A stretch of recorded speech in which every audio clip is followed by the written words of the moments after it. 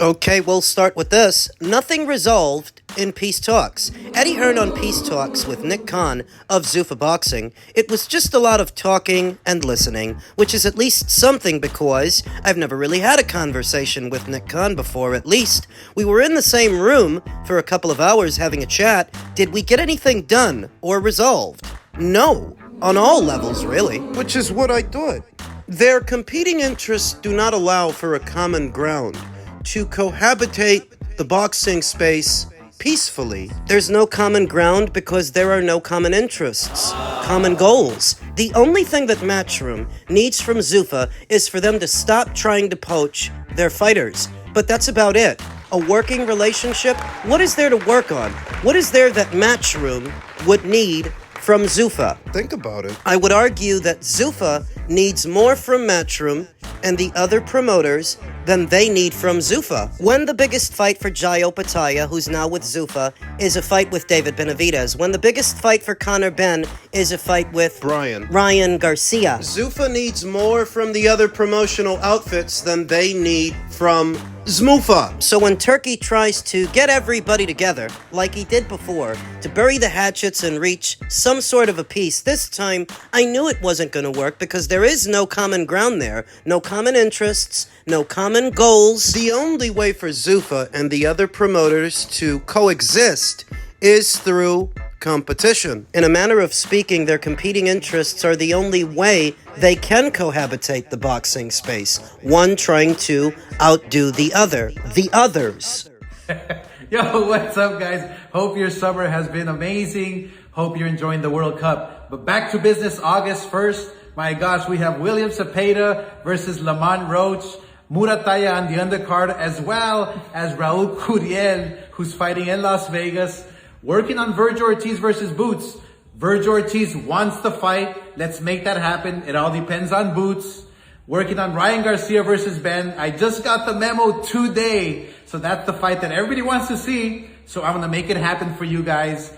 Also, you're thinking to yourself, how do you make the case that the other promoters don't actually need anything from Zuffa after Oscar De La Hoya saying what he said, that he's going to deliver the Garcia versus Benn fight? The fight everybody now wants to see, where I could have swore Oscar said nobody was asking for that fight. so people are posting about the Ryan Garcia fight and Conor Benn fight in Las Vegas, September 12th. But I have yet to be approached about making this fight. We signed a 2-fight deal for Ryan with the Saudis last year. The first fight was with Barrios, and apparently the Saudis have chosen Conor Benn to be Ryan's next opponent. Nobody's asking for this fight. Working on Ryan Garcia versus Benn. I just got the memo today. So that's the fight that everybody wants to see. So I'm going to make it happen for you guys. Nobody's asking for this fight. So that's the fight that everybody wants to see. Nobody's asking for this fight. So that's the fight that everybody wants to see. Nobody's asking for this fight. The fans are definitely not wanting this fight. So that's the fight that everybody wants to see. So what the fuck is wrong with this guy? Nobody wants to see Benn versus Garcia, but it's the fight that everybody's asking for? It can't be both. Make it make sense. Oscar said they signed Ryan on with Turkey El Sheikh and the Saudis for 2 fights, and one has already been completed. One is still remaining. He also said that he got the memo. In so many words, he tried to hardline those guys, but based on the deal, he's not in a position to do so.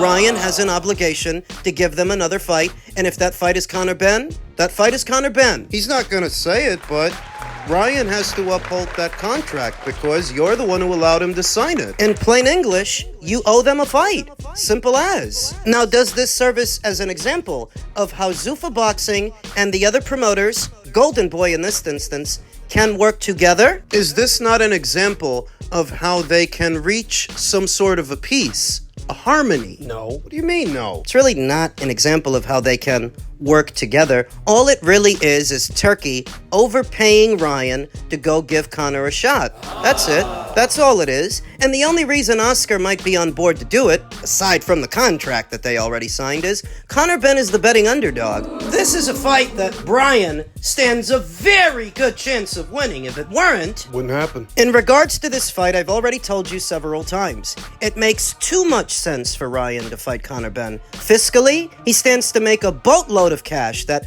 Golden Boy Promotions doesn't have to worry about. They don't have to come out of pocket anything, but they stand to gain everything. Golden Boy aren't the ones footing the bill to put this fight on. They're not even the ones at the helm of the promotion. That's probably gonna be Zuffa. Probably. All Oscar has to do is let his dog loose. Let him out of the cage. Let him go over there, beat Conor Benn, make a big score, then collect his percentage. That's it. That's all Golden Boy Promotions has to do in all of this. That's their role. Let Ryan fight.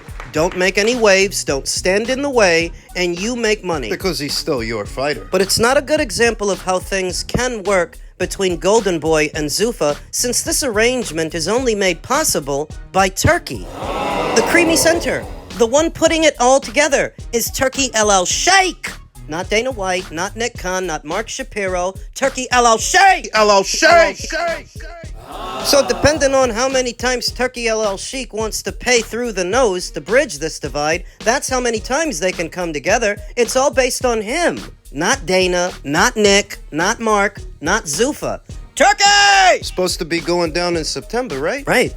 The tab date for the Ryan Garcia versus Conor Benn fight is sometime in September, and Canelo Alvarez, who has since moved off of September, would be returning in October. Turkey! This isn't really what a harmonious relationship looks like. What it looks like is somebody's acting on Zuffa's behalf to try and give them a leg up. And it might not work since Ryan stands a good chance of knocking out Conor Benn, who hasn't made this weight in something like 3 or 4 years now. He's gonna be half dead down there. How exactly does that benefit Zuffa? How? Derek James tells this side of the story. Well, check it out. You guys follow the sport very well. You guys follow, the interviews and stuff. I'm not going to elaborate too much on the interviews and things like that, but there's two different sides, okay? You got Derek James saying that, hey, it was Spence's father who didn't want him to spar and so on and so forth. And then you got Spence saying that, hey, Derek James didn't do this, he didn't do that. And, he kind of fumbled the training camp, But at the end of the damn day, you got two sides. But here's the damn hard truth. This is the truth right here. All right? And that's what y'all come here for. So, with all being said, you can point your finger here.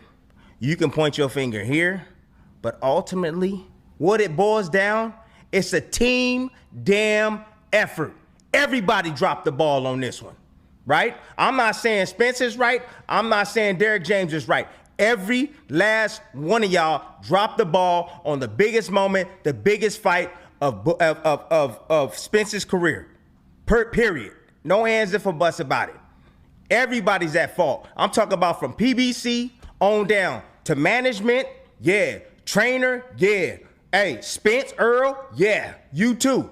All you guys dropped the ball at the end of the damn day. So who to blame? It's all of you. Yeah, collectively, all of you have a little bit to do with what happened against Terrence Bud Crawford in that match. I look back at that and I remember, we hear things in the grapevine that, Al Heyman didn't want the fight.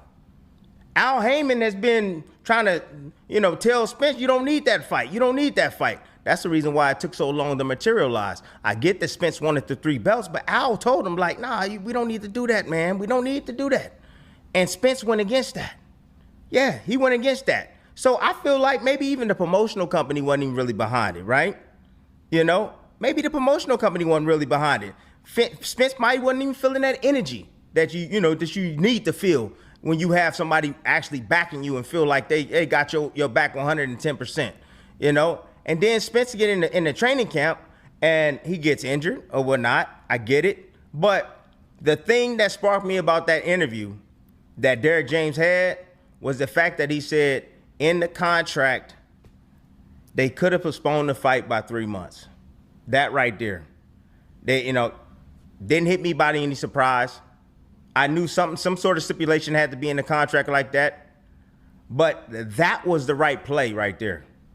That was the right play. And I'll say this. I think Spence, I think Derek, I think everybody wished that they can have that back. Oh yeah. I think that everybody wished that they can have that moment back to make that change, because things could have been a little bit different. I'm just saying. I don't think, but I'm just saying. Probably would have put his best foot forward. However, that's my take on it. Hey, I don't give a damn. All y'all at fault. Every last one of y'all are at fault. I disagree, Tim, though not for the reasons you might think. Saying that the PBC and the Team Spence, dropped the ball implies that winning the fight or losing the fight relies on something they could have done, where I'm of the opinion they were never going to win that fight. They weren't going to win that fight before the car accident, which is why they put it off for so long. And they weren't going to win it afterwards. In my opinion, they were never going to win that thing, and there's nothing they could have done about it. Maybe if Errol would have had it sooner, he would have performed a little better, but he still would have lost. Still would have lost. They had the option of postponing the fight for 3 months to allow Errol to recuperate from this reported rib injury, but even if they did, still would have lost. Errol still would have lost, because victory or defeat did not hinge on Derek James spending more time with Jermell and watching more rom-coms. Victory or defeat did not hinge on Derek James enlisting the aid of the right sparring partners for Errol. Put simply, Errol is inferior to Terrence. He always was. And you want to know what the tell is? What's the giveaway? Discipline. Errol is not as disciplined as Terrence Crawford, where Errol Spence Jr., shortly after making a big score, becomes a rabid booze hound, often seen in public, inebriated, drunk. Terrence doesn't imbibe in alcoholic beverages, at least not while he was fighting. He said so himself. Never drank or smoked, right? I don't do none of that. That's crazy. So I'm just real chill, laid back. What do you think never made you like drink or smoke ever? Your body is your temple, and looking at my family members that had addiction to drinking and, smoking, looking at people that was smoking and I always told myself, what makes people want to be impaired and not know what's going on, or falling all over the place, busting their teeth out, busting their eyes open because they drunk and they falling down the stairs and things like that. I never understood why people want to be messed up to where... It all boils down to discipline. The discipline of the individual in a sport, a profession, where so much of the success hinges on what you're willing to give, what you're willing to do and not do. What standards you're willing to hold yourself to. This is not like punching in a clock and going through the motions, flipping the burgers, and... This is not that. A lot of what determines how far you can go comes from you. Discipline. Comes from you. So you either have the discipline to go all the way, or you don't. Now here's the twist. Even for those who are disciplined, sometimes even that's not enough. Sometimes, some things are God-given. So between what is God-given and what you're willing to put forward, well, I think that's how you get a Terrence Crawford. A guy who was born to fight, a guy who, in my opinion, was always going to beat Errol Spence Jr. It was just a question of when. And that's what everybody's splitting hairs over. When the fight happened, and what were the circumstances. Like we're supposed to sit here and crack open each individual pistachio when it's all nuts. It's all excuses. Fucking excuses, because if it were about the car accident, you had the option of fighting him before the car accident. You chose not to. Or the rib injury. If it were about the rib injury, you could have postponed the fight 3 months.